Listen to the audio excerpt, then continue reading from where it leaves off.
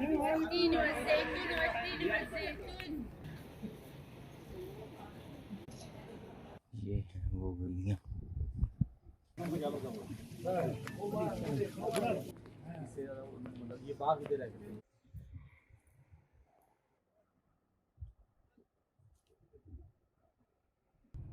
السلام علیکم دوستو، آج ہم جانے لگے ہیں طائف کے سفر پر.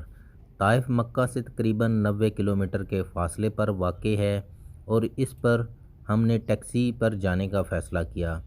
ٹیکسیوں والوں نے کسی بندے نے ہم سے فی بندہ 100 ریال کا مطالبہ کیا، کسی نے اس سے تھوڑے سے کم.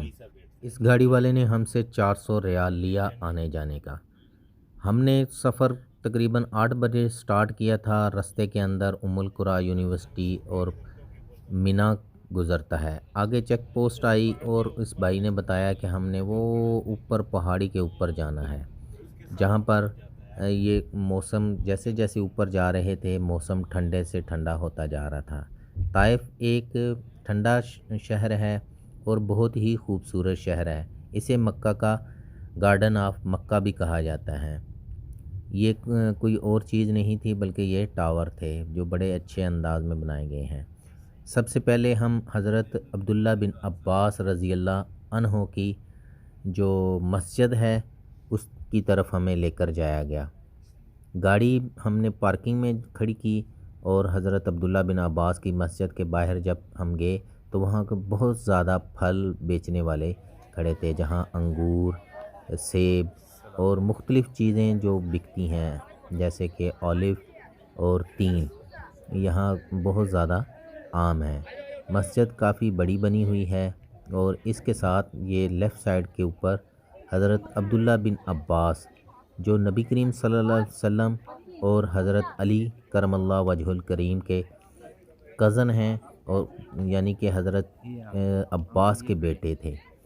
یہ آپ ادھر تشریف لے آئے تھے، آپ نے یہیں پر اپنی زندگی گزاری. ان کی قبر جو ہے نا 4 دیواری بنا کر بند ہے، لیکن اس کا اندر کی طرف سے رستہ ہے لیکن وہ کھلا ہوا نہیں تھا اور نہ ہی ہمیں جانے دیا گیا. یہ عورتوں کا تھا.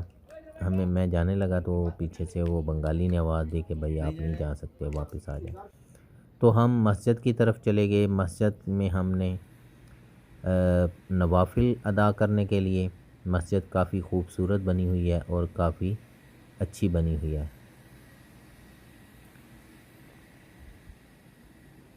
حضرت عبداللہ بن عباس رضی اللہ عنہ کو مفسر قرآن کہا جاتا ہے، کیونکہ قرآن پاک کی جو تفسیر انہوں نے بیان کی ہے وہ کسی اور نے نہیں بیان کی، کیونکہ وہ نبی کریم صلی اللہ علیہ وسلم کے ساتھ رہتے تھے. آپ صلی اللہ علیہ وسلم نے انہیں بہت زیادہ دعائیں بھی دی ہیں جس کی وجہ سے وہ قرآن پاک کو بہت اچھے سے یعنی کہ اس کی تفسیر بیان کرتے ہیں.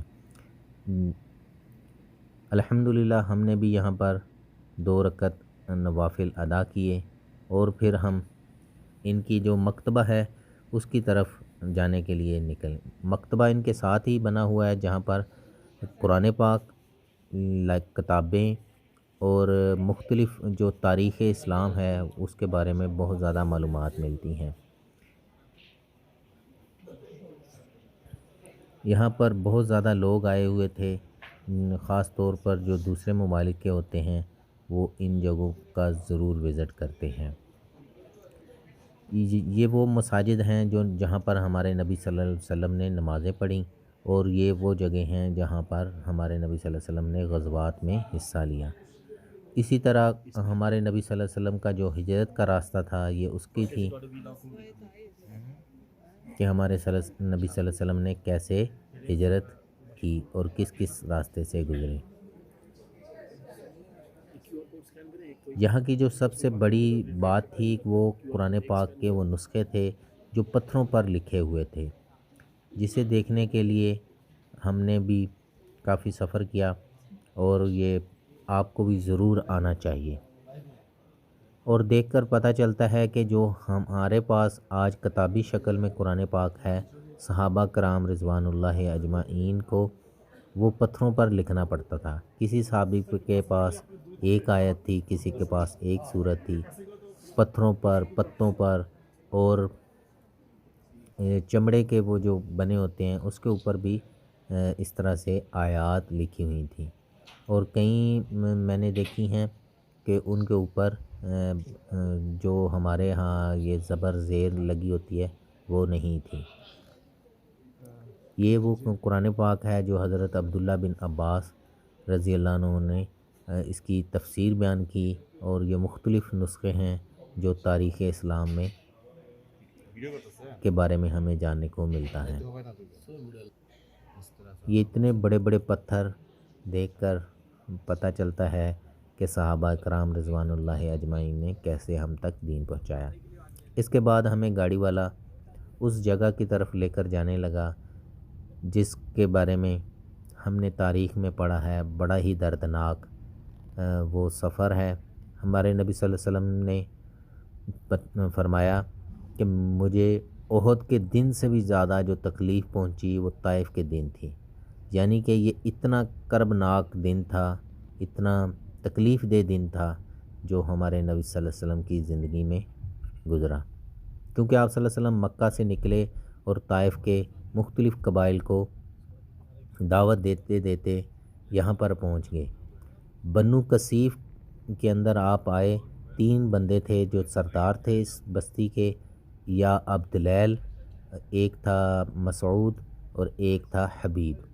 تینوں کو آپ صلی اللہ علیہ وسلم نے دعوت دی، لیکن انہوں نے آپ صلی اللہ علیہ وسلم کی دعوت کو بھی ٹھکرایا، بلکہ آپ صلی اللہ علیہ وسلم کی تکذیب کی، اور نوجوان لگا دیے جنہوں نے آپ صلی اللہ علیہ وسلم کو پتھر مارے۔ ہمارے نبی صلی اللہ علیہ وسلم اس جگہ پر آ کر بیٹھ گئے۔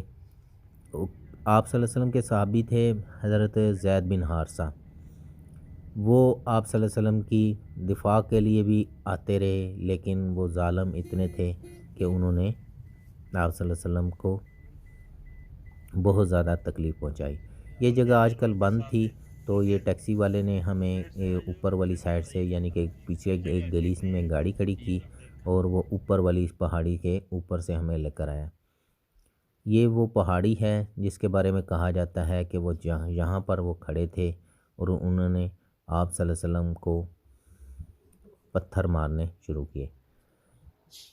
تو یہاں پر جو چھوٹی چھوٹی یہ بلڈنگ بنی نظر آ رہی ہیں یا کمرے وغیرہ بنے ہوئے ہیں، وہ ٹوٹ پھوٹ کا شکار ہیں۔ یہ وہ وادی تھی، یعنی کہ وہ رستہ تھا جہاں سے ہمارے نبی صلی اللہ علیہ وسلم، وہ بنو کثیف کا وہ پیچھے قبیلہ تھا، اس طرف سے وہ لڑکے آپ صلی اللہ علیہ وسلم کو تکلیف پہنچاتے یہاں تک لے کر آئے۔ یہ سامنے وہ پہاڑ ہے اور یہ پیچھے پہاڑ ہے، جس کے بارے میں کہا جاتا ہے کہ آپ صلی اللہ علیہ وسلم کو جب آپ صلی اللہ علیہ وسلم نے دعا کی تو فرشتے جو تھے جبریل امین، وہ پہاڑوں کے جو فرشتے ہیں ان کو لے کر آئے، اور انہوں نے آپ صلی اللہ علیہ وسلم کو کہا کہ اللہ تعالیٰ نے ہمیں بھیجا ہے اور اللہ نے آپ کی دعا سن لی ہے، اگر آپ حکم دیں تو ہم ان لوگوں کو، ان ظالموں کو ان دونوں پہاڑوں کے درمیان پیس دیں۔ لیکن ہمارے نبی صلی اللہ علیہ وسلم لہو لہان ہو کر بھی یہاں پر بیٹھے ہوئے تھے، اور آپ غور کریں، اگر آپ محسوس کریں تو ہمارے نبی صلی اللہ علیہ وسلم کی زندگی میں اس سے زیادہ تکلیف کا دن نہیں تھا، لیکن ہمارے نبی صلی اللہ علیہ وسلم نے پھر بھی ان کے لیے بد دعا نہیں کی۔ آپ صلی اللہ علیہ وسلم نے فرمایا کہ شاید ان کی اولاد میں سے وہ لوگ پیدا ہوں جو اللہ کی توحید پر قائم ہو۔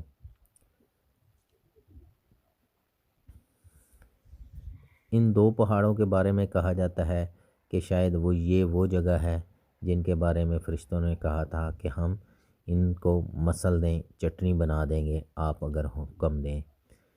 یہ جگہ کو اس لیے بند کر دیا گیا ہے کہ لوگ جو ہیں الٹی پلٹی حرکتیں کرتے ہیں، جس کی وجہ سے جن لوگوں نے ان جگہوں کو زیارت کرنی ہوتی ہے یا ان کا کوئی ایسا عمل نہیں ہوتا جس کی وجہ سے دوسروں کو بھی فیس کرنا پڑتا ہے۔ یہ دیکھ لیں، یہ تھور کے درخت ہیں، پودے ہیں، ان کے اوپر بھی یہ پاکستانی اور انڈین، ہندی اور اردو انگلش نام جو ہیں لکھے ہوئے تھے۔ پتہ نہیں، مجھے نہیں سمجھ آتی ان لوگوں کا کیا عقیدہ ہے کہ کیوں ان چیزوں کے اوپر نام لکھتے ہیں۔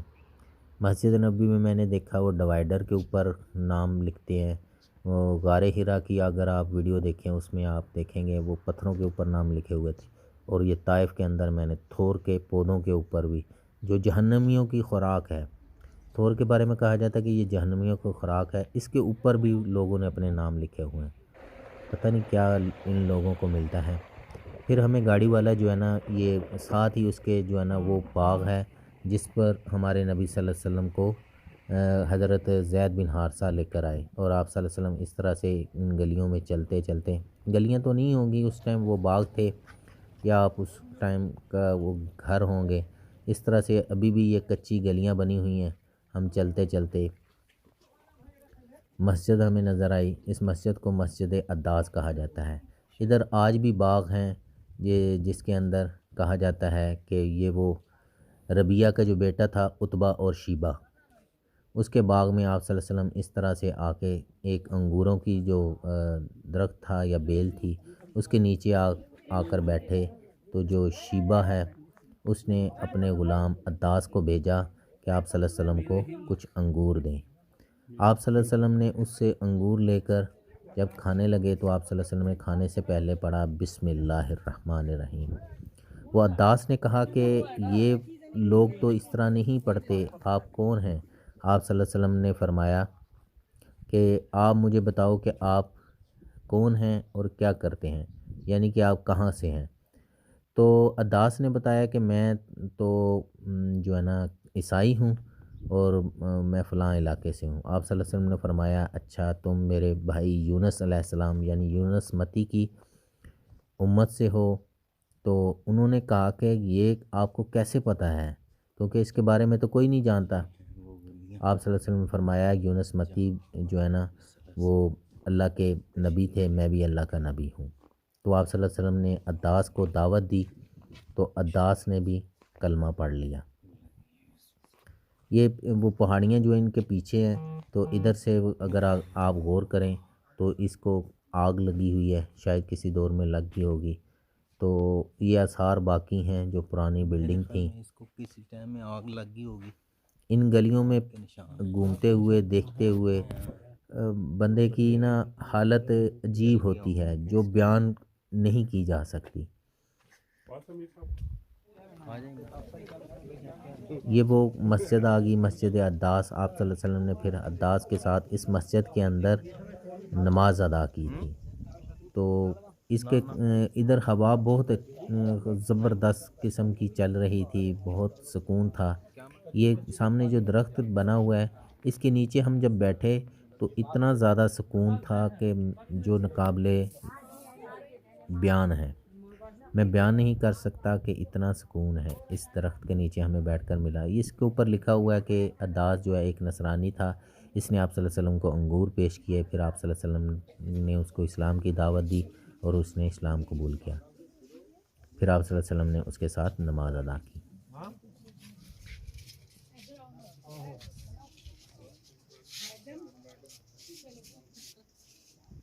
پپیتا، شہتوت، کھجور، تین لگی ہوئی ہے، سکون بہت ہے۔ یہ اس کی مسجد کی وہ بیک سائڈ والی جگہ ہے جسے میں آپ کو دکھاتا ہوں، جس کے بارے میں کہا جاتا ہے کہ شاید یہ وہی باغ ہے جہاں ہمارے نبی صلی اللہ علیہ وسلم آ کر بیٹھے تھے۔ میں نے مختلف اینگل سے اس ویڈیو کو ریکارڈ کرنے کی کوشش کی تاکہ میں آپ کو اس کی مکمل زیارت کروا سکوں اس جگہ کی۔ یہ چھوٹی سی مسجد بنی ہوئی ہے جہاں پر وضو کے لیے واش بیسن بھی بنے ہوئے ہیں۔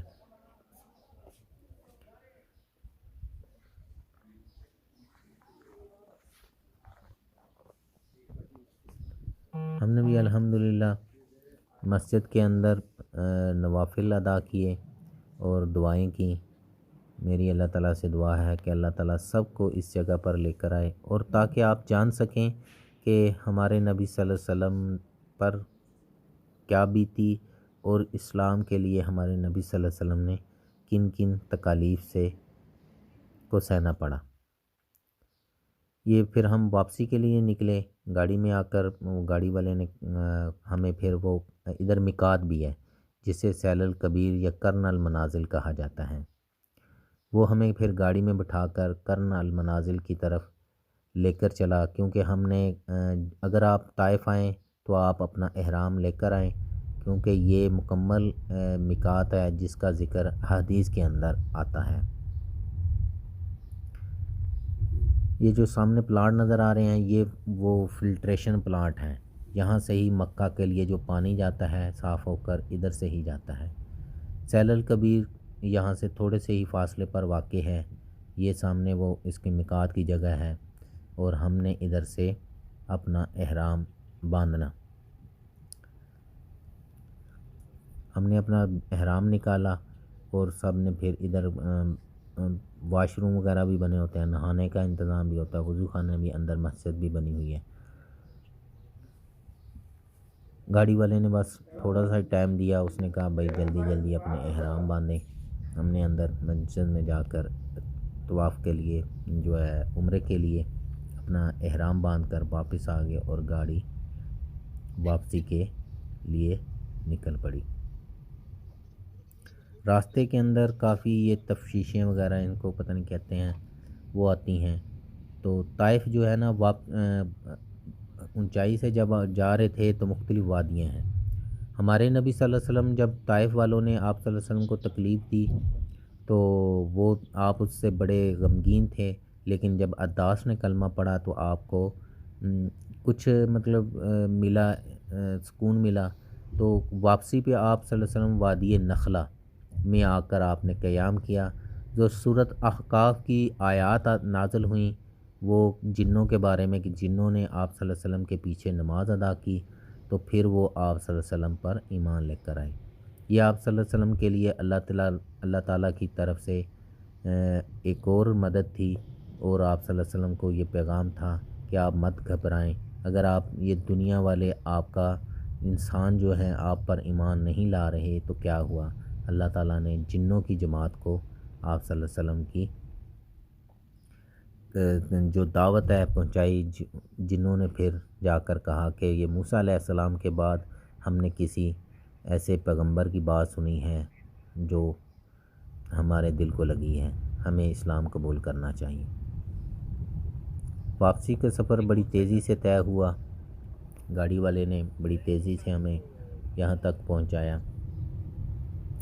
راستے کے اندر ام القریٰ یونیورسٹی آتی ہے۔ ام القریٰ یونیورسٹی یہاں سے بہت بڑی ہے، جہاں پر جو مکہ کے اندر امام کعبہ ہوتے ہیں وہ پڑھتے ہیں، اور جو علماء مکہ یا سعودی عرب کے اندر علماء ہوتے ہیں یہ یہیں سے پڑھ کر آتے ہیں۔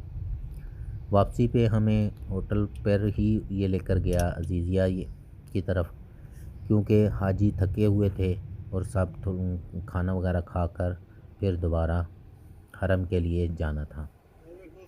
سب نے طے کیا کہ پہلے ہمیں ہوٹل پر اتار دیا جائے، پھر الحمدللہ ہم نے آ کر حرم کے اندر اپنا عمرہ ادا کرنے کے لیے داخل ہوئے، نماز پڑھی۔